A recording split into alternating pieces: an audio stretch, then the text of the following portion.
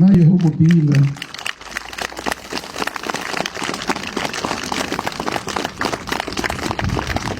Хай Господь благословить його душу там, в небесах.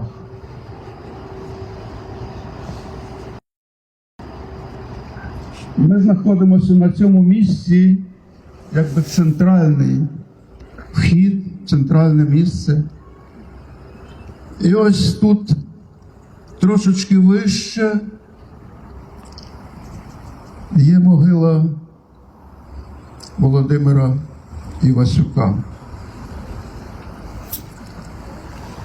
Тут лівіше є могила мученика Ігора Білозіра.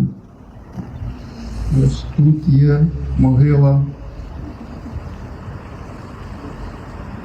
Івана Сокола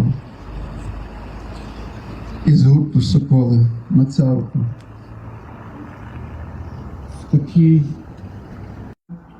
між нами те, про що сказав Ісус. Долучити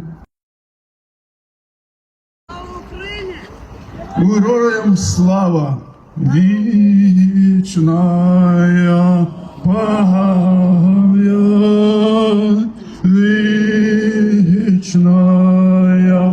пам'ять, вічна пам'ять.